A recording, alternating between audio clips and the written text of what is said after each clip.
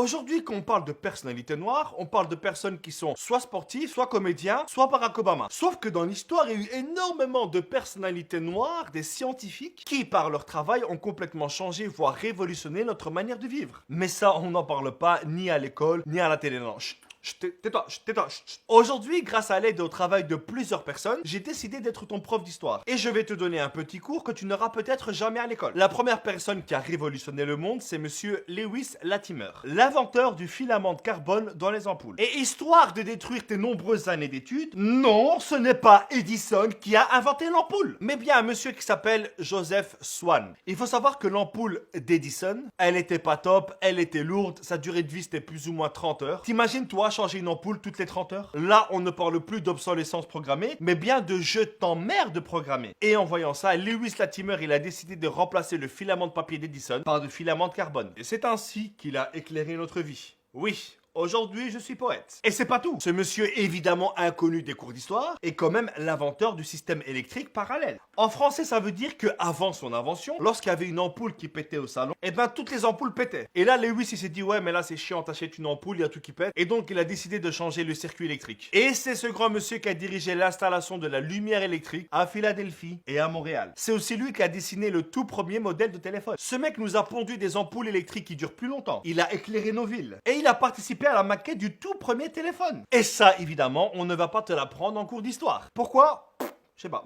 Je ne sais pas. Il y a eu aussi Garrett A. Morgan. Lui, c'est un vrai héros. Évidemment, lui aussi invisible des bouquins scolaires. Ce mec, c'est juste l'inventeur du masque à gaz. Et c'est vraiment un héros parce que pendant la Première Guerre mondiale, s'il n'y avait pas eu ces masques à gaz, eh ben cette guerre, elle se serait pas terminée comme elle s'était terminée. Ce monsieur a sauvé des dizaines de milliers de personnes pendant la guerre. Et malgré cette énorme révolution, il a décidé d'inventer un autre système qu'on utilise tous les jours. Garrett A. Morgan est l'inventeur du premier feu tricolore électrique automatique. Et sans ce monsieur, notre circulation qui est déjà merdique serait encore plus merdique. Et à tous les racistes qui se poseraient la question, oui, c'est à cause d'un Africain que vous avez des amendes. Le suivant, c'est monsieur Granville Woods. Il est l'inventeur du troisième rail. Je t'explique ce que c'est. Les roues du métro avancent sur deux rails et à côté, il y a une troisième rail qui est la source d'alimentation du métro. Et ce système de troisième rail, il est utilisé pour le métro de New York, de Londres, même à Bruxelles. Prochaine fois que tu prendras le métro et que tu veux paraître cool, tu diras, hey, vous savez que c'est monsieur Wood qui a inventé le troisième rail et que c'est grâce à lui que le métro se déplace?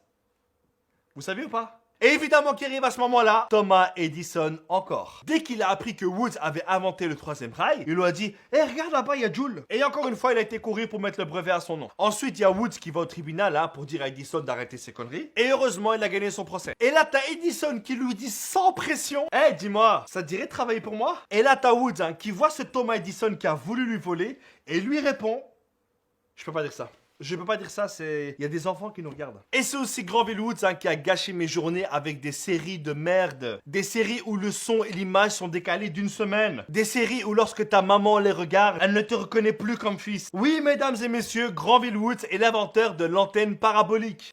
Excusez-moi, non mais... Quand j'étais plus jeune, c'était moi qui la plaçais. Et je devais la bouger toutes les secondes d'un micro-millimètre. Et quand l'image, elle prenait, j'avais pas le droit de bouger.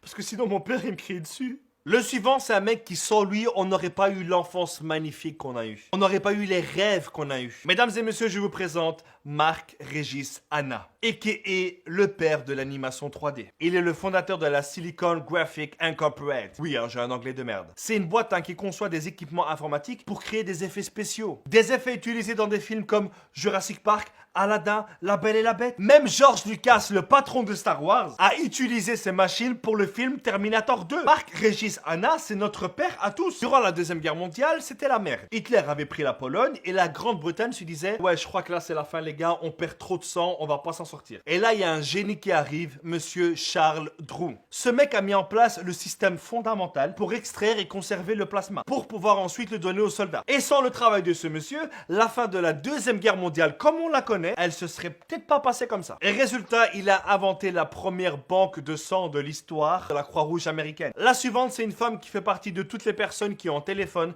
et qui disent la fameuse phrase « Attends 2 secondes, j'ai un double appel ». Shirley Ann Jackson est la maman de l'appel en attente. Encore une autre femme, attends, qu'est-ce que je raconte? Une immense femme, le docteur Patricia Hera Batt. Elle a inventé un dispositif qui permet de soigner sans grande douleur la cataracte, qui est une maladie de l'œil. Et ce traitement est utilisé utilisée aujourd'hui partout dans le monde. Elle a même été capable de redonner la vue à des mecs qui étaient aveugles depuis 30 ans. Il y en a eu d'autres hein, comme Mary Van Britta Brown. Elle a inventé la caméra de surveillance domestique. John L. Love qui a inventé le taille-crayon. Et il y en a encore plein d'autres que je ne pourrais pas citer. Tout ça pour dire hein, que même si l'histoire est écrite par les vainqueurs, les puissants et les fortunés, on ne pourra jamais cacher indéfiniment le soleil avec sa main. Et qu'un jour ou l'autre, toutes ces personnes que l'histoire a voulu cacher referont surface et finiront dans les livres d'histoire de nos enfants ou nos petits-enfants. Le tout, c'est d'en parler. Merci à tous, rendez-vous la semaine prochaine. Peace!